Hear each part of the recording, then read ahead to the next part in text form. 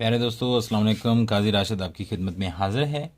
आज एक और टॉपिक लेके आया हूँ जिस पे हम इंट्रोडक्शन डेवलप कर रहे हैं। और वैसे काफ़ी बच्चों ने इंट्रोडक्शन लिखा था इस टॉपिक पे। मैंने उनको होमवर्क दिया तो मैंने सोचा कि उनको ये बता दूं कि इंट्रोडक्शन में जो गलतियाँ हुई उन गलतियों को कैसे इम्प्रूव किया जाए। तो इसी हवाले से मैंने एक इंट्रो लिखा है, तो पढ़ते हैं अभी। पावर्टी, ये सेकंड लेक्चर है ऐसे लर्निंग का। और ऑनलाइन ऐसे लर्निंग के जो क्लासेस मैंने शुरू किए हैं, तो ये इसका सेकंड लेक्चर है। तो पढ़ते हैं। पहला सेंटेंस क्या होना चाहिए, आपको मैंने पहले ही बताया था कि पहला sentence definition of the topic होना चाहिए। और यहाँ जो टॉपिक दिया गया है वो कौन सा टॉपिक है, वो है poverty. Poverty is basically a condition in which man can not meet his basic needs of food, shelter and clothes. ये जो पहला सेंटेंस है, ये एक पहला सेंटेंस है और ये पहला सेंटेंस डेफिनेशन पे है, डेफिनेशन। और दूसरा जो सेंटेंस है, in other words it is inability to cater to the essentials of life. ये दूसरा सेंटेंस है और ये भी डेफिनेशन पे है। और जो तीसरा सेंटेंस है वो ये है, the situation of poverty is increasing day by day in the world including Pakistan, या स्पेशली इन पाकिस्तान। ये थर्ड नंबर सेंटेंस है और ये सिवियरिटी बता रहा है कि कितनी सिवियरिटी ऑफ पॉवर्टी है, यानी कि it is also related with the definitions, या हम ये कह सकते हैं ये एक एक्सटेंडेड सेंटेंस है जो टॉपिक को और क्लैरिफाई करता है। उसके बाद hence, about half of the population of country lives in a state of poverty। ये सच है। यहाँ जो लिखा है मैंने, यहाँ कंडीशंस लिखी हैं कि पावर्टी की वजह से, यानी कि यहाँ इफेक्ट लिखा है मैंने। Hence, about half of the population of country lives in a state of poverty, यानी कि half of the population of the country of Pakistan lives in a state of poverty। और उसके बाद this sorry state of affairs, this sorry state of affairs is caused by mismanagement of resources. यहाँ मैंने काज की बात की है, यहाँ काज है। सिमिलरली यहाँ काम आनी चाहिए लेक ऑफ एजुकेशन। ये जो लेक ऑफ एजुकेशन है, यहाँ हमने लिखा है mismanagement of resources. Mismanagement of resources ये एक काज है और दूसरा काज है lack of education is also the major cause behind such social condition. Resultantly, result में क्या होता है, the youth are engaged in anti social activities. यहाँ जो मैंने बात की है वो वंस अगेन इफेक्ट की बात की है। यहाँ भी इफेक्ट की बात है लेकिन इनडायरेक्ट है, लेकिन यहाँ डायरेक्ट इफेक्ट की बात है। उसके बाद this social issue has made people specially the youth susceptible to extremism and terrorism. तो ये भी सेंटेंस इफेक्ट को जाहिर करता है, इफेक्ट। और उसके बाद जो लास्ट वन सेंटेंस है वो एक ट्रांजिशनल सेंटेंस भी कहलाएगा और उसमें हमने सॉल्यूशंस की बात की है। वो है the government of Pakistan should take stringent measures to curb such manage.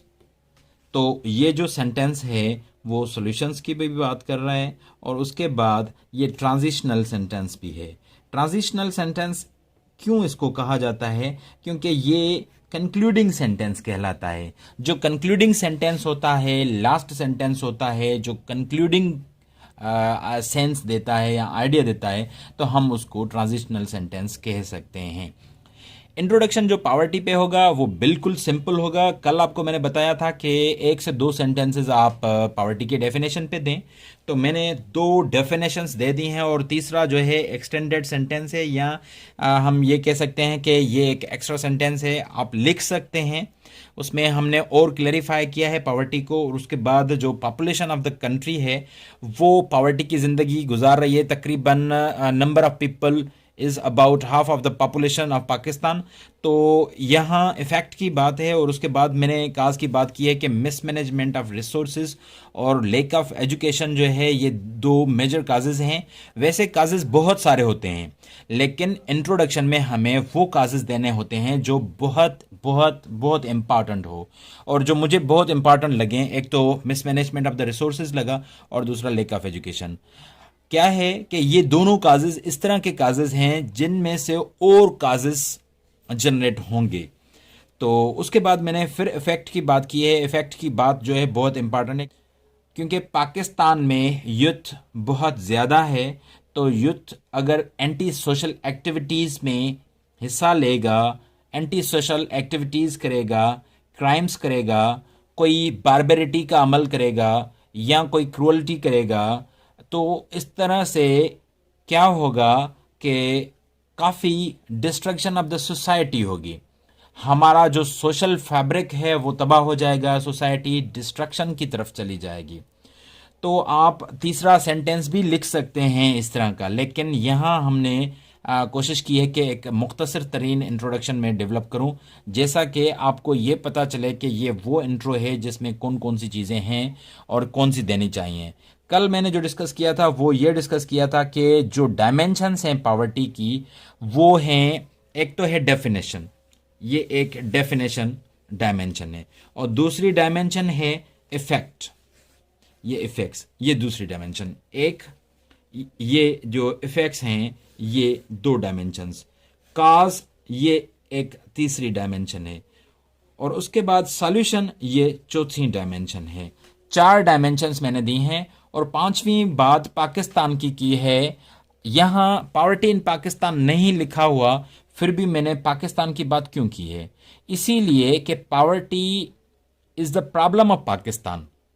Poverty has disturbed the population of Pakistan. तो ये हमारा प्रॉब्लम है, हम ही लिखेंगे। आपको मैं याद दिलाता जाऊं कि 2012 में एक ऐसे आया था जो उसका टॉपिक क्या था, energy crisis semicolon it's causes and consequences. ये वो टॉपिक है, कॉन्सिक्वेंसेस, ये वो टॉपिक है जो मैंने डील किया था, और 2012 का जो सीएसएस का एग्ज़ाम था वो मैंने पास भी किया था। तो इस टॉपिक को यहाँ कहीं भी इस टॉपिक में कहीं भी इन पाकिस्तान नहीं लिखा हुआ, लेकिन मैंने इसको जो लिखा था वो इन पाकिस्तान करके लिखा था, क्योंकि उस टाइम पाकिस्तान का ये बहुत बड़ा इशू था, एनर्जी क्राइसिस। तो इसी वजह से अगर कोई भी आप टॉपिक डील करते हैं तो आप देखेंगे कि उसका रिलेशन क्या हमारे कंट्री से तो नहीं है। अगर उसका रिलेशन हमारे मुल्क से है, हमारी कौम से है, तो हम उसको उसी तरह से डील करेंगे, वही फ्लेवर देंगे जो पाकिस्तान के हवाले से शो करता हो। लेकिन इसमें आप एक या दो पैराग्राफ दुनिया की पॉवर्टी की भी बात कर सकते हैं, एक या दो पैराग्राफ में। तो ये एक इंट्रोडक्शन था जो मैंने आपके सामने रखा। इंशाल्लाह नेक्स्ट वीडियो में कोई और इंट्रो लेके आऊँगा मैं। तो अभी जो क्लासेस चल रही हैं वो इंट्रोडक्शन की क्लासेस चल रही हैं। इंट्रोडक्शन जैसे ही हम कंप्लीट करेंगे और सीख जाएंगे तो फिर हम काजेज़ पे भी बात करेंगे, और उसके बाद कॉन्सिक्वेंसेस पे भी बात करेंगे, रेमेडीज़ जिसको वे फॉरवर्ड या सॉल्यूशंस कहते हैं उस पे भी डिस्कस करेंगे, और लास्ट बट नॉट लीस्ट और वो है कंक्लूजन, उसको भी डिस्कस करेंगे। तो ये सारी चीज़ें हैं, आपको ध्यान में रखना चाहिए कि इंट्रोडक्शन कैसे डेवलप किया जाए। काफ़ी लोगों का ये सवाल होता है कि हम लिख नहीं पाते, आइडियाज़ नहीं आते। आइडियाज़, फ्लो ऑफ थॉट तब आएगा जब आपको डायमेंशंस ऑफ द टॉपिक का पता हो।